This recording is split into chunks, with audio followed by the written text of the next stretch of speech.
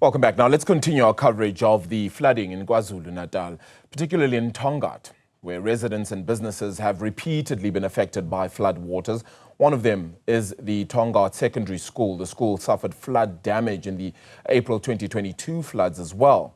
Nobuhle Modise is there and joins us now live as well. Nobuhle, let's talk about what you've been hearing from the school itself and just the area and its surroundings.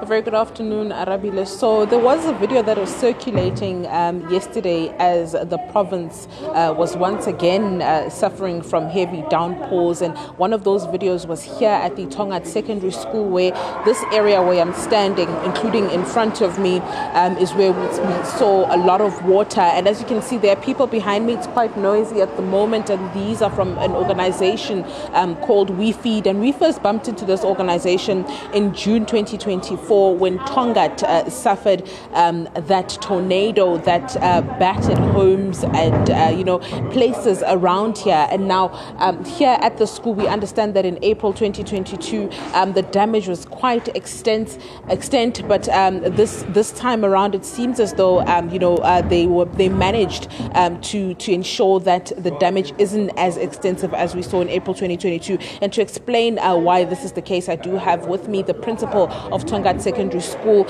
Principal Maggie Naidu. Maybe for her to just start with what happened here yesterday and how did you manage to ensure that the water doesn't get into any of the classrooms or offices that we see here? Yesterday morning, our security guard alerted us about the increase in the water levels here. He did do the video, that was his. And immediately we had educators as well as members of the SGB come out, and they managed to get the water flowing out by unblocking the drain. The problem in this area is that our stormwater drainage is very poor, and it was that in 2022 that caused the problem here. As you can see, the water levels, it's still on the wall. The water managed to get onto the corridors, but didn't get into any of the office rooms or even the staff room or even the classroom. I think we caught it in the nick of time. Had we not done that, we would have had the similar situation as in 2022, where our classrooms were flooded. So maybe explain to us how when you say you caught it in time, what happened? Did you unclog the drains in the school? Yes, we unclogged the drains, and the SGB chair had gone onto each of the flowing areas, removed the grids, pumped out the debris. And as you can see, We Feed is still cleaning up the debris, and that's how we managed to get the water flowing out. All right, and the entire area was flooded. And maybe speak to us, Principal Naidu, about the impact this has on teaching and learning. I mean, you mentioned earlier that although the school was the one that was, it didn't suffer as much damage as we saw in April 2022, for example, but there were some learners that were unable to make it to school today, and that could be because their homes were flooded and they were unable to come to school. Maybe speak to us about the impact this has on teaching and learning. Okay, correct. Our attendance this morning was very bad.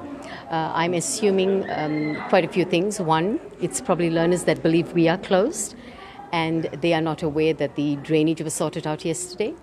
The other reason could be that they were affected because there are quite a few of our learners that live in the area opposite, which is Hillview.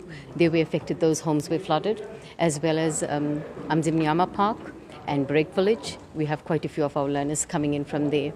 So I believe that they were affected, and that's why they didn't pitch up today, or they believe that our school was closed. But we did try sending messages out to learners to let them know that we are open today.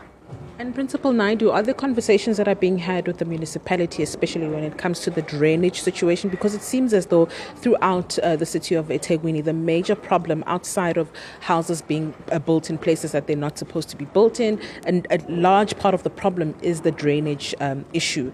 As a school, have you reached out to the municipality? What have you been told, and how is this being sorted out outside of what you have to do as a school on your own?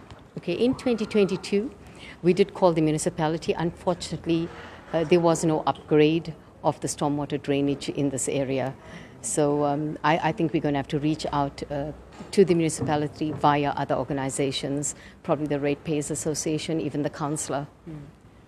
Thank you very much. That is Principal Maggie Naidu, and she's just, giving us a picture of what exactly happened here yesterday. You would have heard her say this entire area was completely flooded as seen in that video, and also speaking to the fact that in April 2022, the water did actually reach the classrooms and teaching and learning was affected. And you would have heard her there also speak about the fact that the major issue here in this particular area in Tongaat is the issue of drainage, where the storm water drains are not haven't been properly upgraded, and that's why whenever there's heavy downpours, we do see a pool of water in certain spaces. So we wait to hear what the municipality will say with regards to what happens in these areas where the drainage seems to be the problem, and this is why we see a lot of flooding taking place. But we will come back to you at 5 p.m. just to show you more of the damage that has been experienced here in the Tongaat area.